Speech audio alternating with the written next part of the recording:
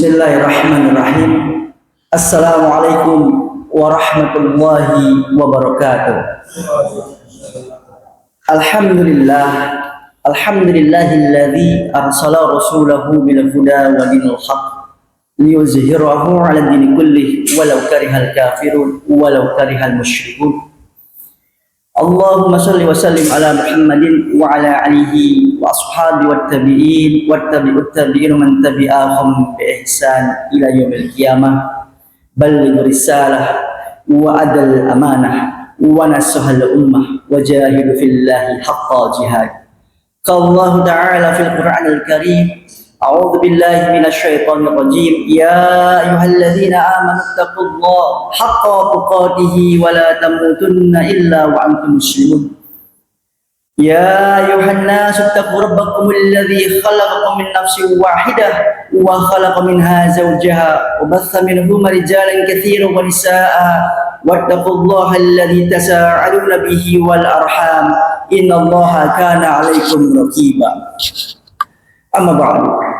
Ma'asyiral muslimin rahimakumullah. Alhamdulillah, segala puji hanya milik Allah Subhanahu wa taala yang telah memberikan berbagai kenikmatannya kepada kita semua sehingga kita pada malam hari ini bisa bersilaturahim, bisa bermajelis, dan insyaallah pada malam hari ini kita berada di taman-taman surganya Allah Subhanahu wa taala, Raudatul Jannah. Para sahabat bertanya, apa itu taman-taman surga di dunia ya Rasulullah? Yaitu majelis ilmu, majelis yang di dalamnya dibacakan ayat-ayat Allah. Salawat serta salam semoga tercurahkan kepada Nabi Muhammad SAW beserta keluarganya, para sahabat, tabi'in, tabi'ut tabi'in, dan hingga umatnya yang selalu senantiasa mengikuti risalahnya dengan baik sampai hari kiamat. Amin ya rabbal alamin. Ma'asyiral muslimin rahimahullah. Pada kesempatan yang berbahagia ini, marilah kami mengajak selalu senantiasa meningkatkan ketakwaan kita kepada Allah Subhanahu wa taala. Sebagaimana Allah Subhanahu wa taala berfirman dalam kitabnya yang mulia, a'udzu billahi minasyaitonir rajim, ya ayyuhalladzina amanu taqullaha haqqa tuqatih wa la tamutunna illa wa antum muslimun. Wahai orang-orang yang beriman, bertakwalah kalian kepada Allah dengan sebenar-benarnya. Wa la tamutunna illa wa antum muslimun. Dan janganlah kalian meninggal dunia, janganlah kalian berjumpa dengan Allah, janganlah kalian mati kecuali dalam keadaan muslim, kecuali dalam keadaan bertakwa kepada Allah Subhanahu wa taala. Ma'asyiral muslimin rahimahullah. Pada beberapa hari kota Cirebon yang tercinta dikejutkan dengan sebuah video yang sangat luar biasa. Suatu peristiwa yang mencoreng kota Waliullah. Maka pentingnya kita sebagai seorang muslim untuk menancapkan diri kita untuk melakukan amar ma'ruf nahi munkar. Imam Ghazali rahimahullah menjelaskan dalam kitabnya Ihya Ulumuddin. Beliau mengatakan bahwasanya amar ma'ruf nahi munkar itu adalah inti dari agama Islam. Jika Islam tidak memiliki syariat amar ma'ruf nahi munkar, maka agama atau dinul Islam ini akan runtuh dan akan hancur. Maka pada malam hari ini alhamdulillah kita akan membedah, mengkaji tentang keutamaan amar ma'ruf nahi munkar dan bahaya meninggalkannya. Dalam surat nomor 3, surat Ali Imran ayat yang ke-110, Allah Subhanahu wa taala berfirman, a'udzu billahi minasyaitonir rajim. Kuntum khaira ummatin ukhrijat linnas ta'muruna bil ma'ruf wa tanhauna 'anil munkar wa tu'minuna billah. Allah menjelaskan ayat ini bahwasanya keutamaan dari amar ma'ruf nahi munkar adalah merupakan ciri dari umat yang terbaik. Kuntum khaira ummatin ukhrijat linnas. Kalian wahai umat Islam adalah umat yang terbaik yang pernah dilahirkan di muka bumi ini. Tujuannya apa? Kerjaannya apa? Umat yang terbaik. Ta'muruna bil ma'ruf wa tanhauna 'anil munkar.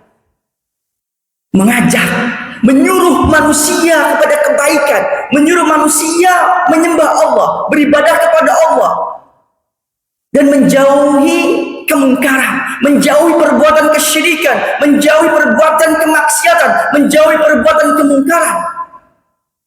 Itu ciri dari umat yang terbaik.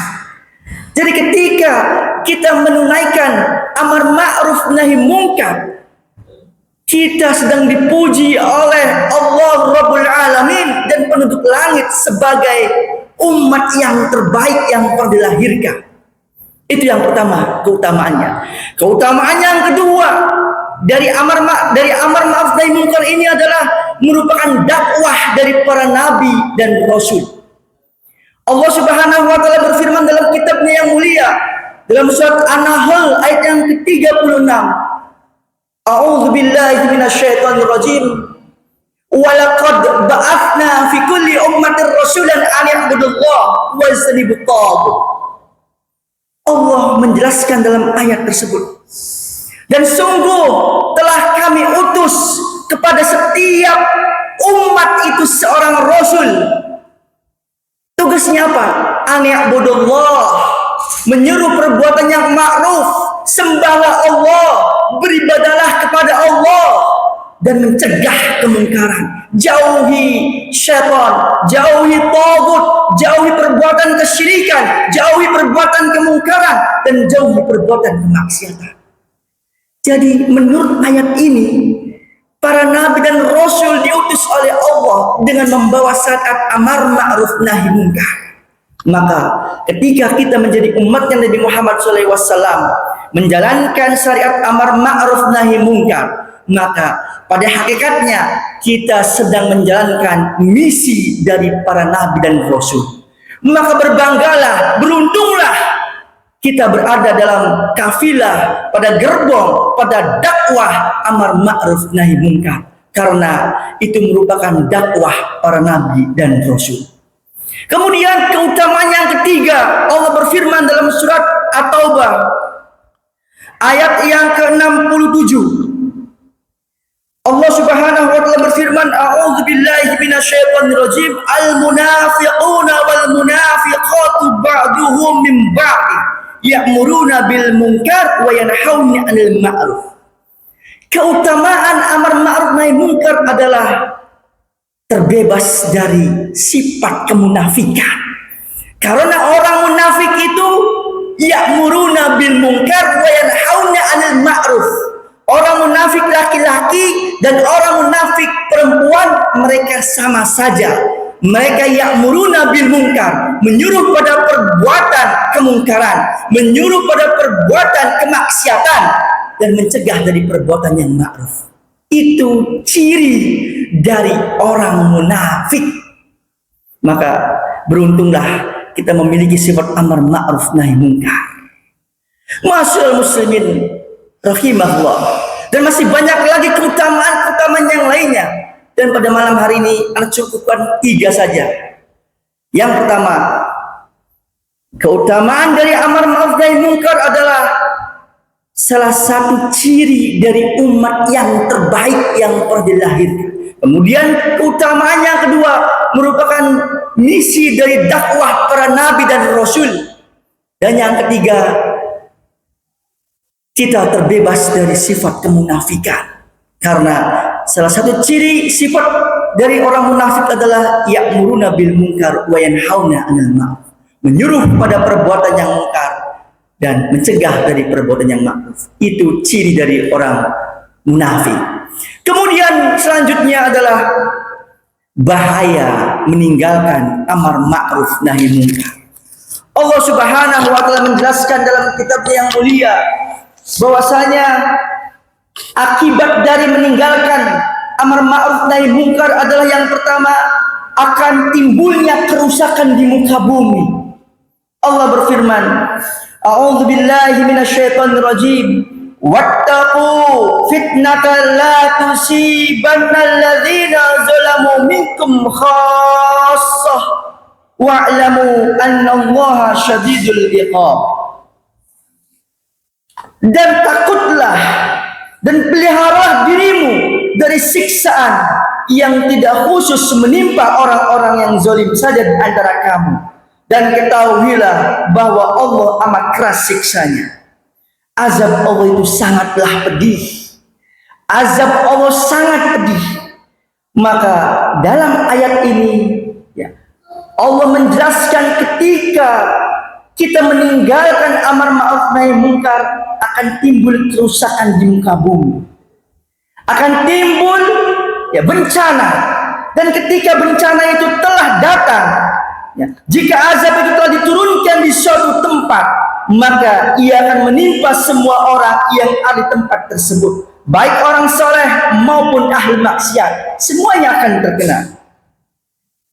Jika mereka meninggalkan amar ma'ruf nahi munkar, maka kemungkaran akan menyebar, kerusakan akan meluas. Bila kondisi sudah demikian, maka azab pun akan diturunkan kepada seluruh komponen masyarakat. Di antara kerusakan yang timbul akibat meninggalkan kemungkaran adalah para pelaku kemaksiatan, para pelaku kemungkaran, mereka sangat berani melakukan kemungkaran dan melakukan kemaksiatannya dengan terang-terangan.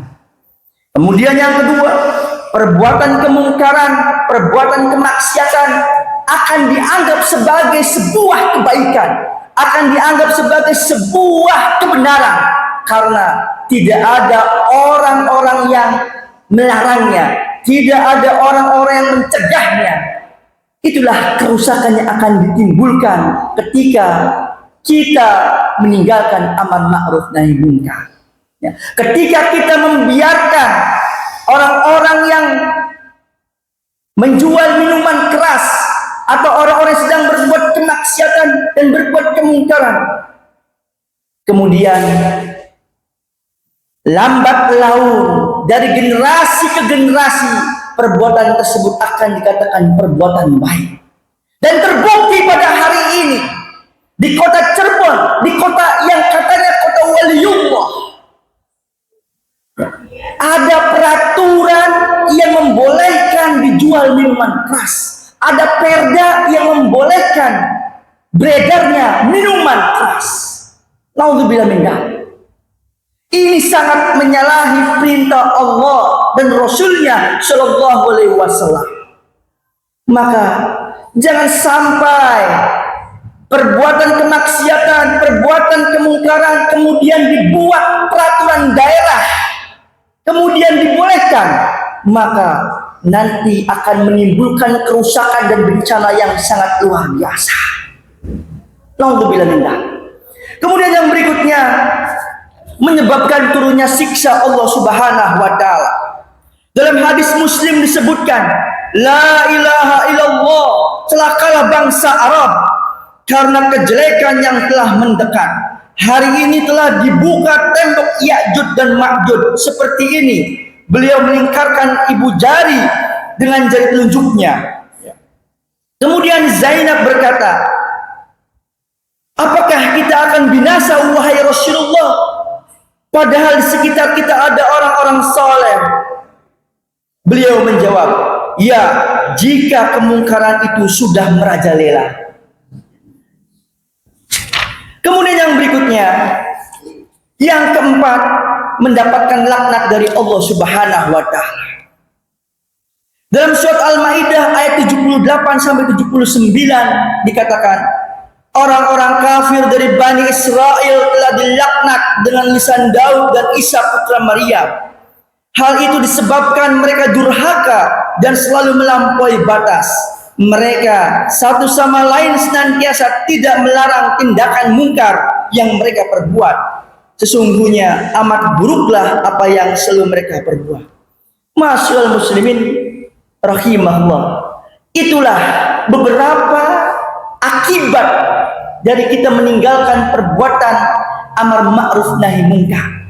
Timbulnya kerusakan di muka bumi, turunnya laknat ya, dari Allah Subhanahu wa taala, kemudian turunnya siksa dari Allah Subhanahu wa taala akibat kita meninggalkan perbuatan amar ma'ruf nahi munkar. Maka kami mengajak ya, kami mengajak untuk memperbaiki ya kota kita yang tercinta ini. Marilah kita bersama-sama melakukan sebuah dakwah amar ma'ruf nahi munkar, baik kepada diri kita, keluarga kita, masyarakat kita, ataupun pada pemerintahan kota Cirebon kita, melakukan dakwah amar ma'ruf nahi munkar. Ketika para pejabat di pemerintahan yang telah membuat aturan perda yang membolehkan minuman keras, bertobatlah kalian kepada Allah Subhanahu wa taala dengan taubatan nasuha, dan cabutlah perda yang membolehkan minuman keras tersebut, karena perda tersebut akan mengundang murka Allah Subhanahu wa taala, karena perda tersebut akan mengundang azab Allah Subhanahu wa taala. Dan ingatlah azab Allah sangatlah keras. Dan ketika azab Allah telah turun, maka tidak hanya menimpa orang-orang zalim saja, namun orang-orang soleh pun, orang-orang yang tidak berbuat pun akan terkena dampaknya juga. Maka sebelum terlambat kota Cirebon mendapatkan azab dari Allah, maka benahi, perbaiki, dan cabut perda yang membolehkan minuman keras, dan tutup semua tempat-tempat hiburan malam yang justru menjadi sarang kemaksiatan dan sarang kemungkaran. Para ulama menjelaskan, ketika tempat-tempat maksiat tersebut dibiarkan, tidak ada pencegahan, maka tempat-tempat tersebut, tempat-tempat hiburan malam, akan mendatangkan murkanya Allah Subhanahu wa taala. Semua orang sudah mengetahui bahwasanya tempat hiburan malam itu adalah isinya minuman keras, dan yang kedua adalah wanita yang seronok, dan yang ketiga adalah musik yang mengundang syahwat. Ketika ketiga elemen ini sudah terkumpul dalam suatu tempat, maka tempat tersebut tempat maksiat kepada Allah Subhanahu wa taala yang akan mengundang murkanya Allah Subhanahu wa taala. Masyaallah muslimin rahimahullah, mungkin ini saja ya, tazkirah dan tausiah yang bisa kami sampaikan. Mudah-mudahan apa yang kami sampaikan ini bermanfaat bagi diri Anda pribadi dan bagi para jamaah yang mendengarnya. Assalamualaikum warahmatullahi wabarakatuh.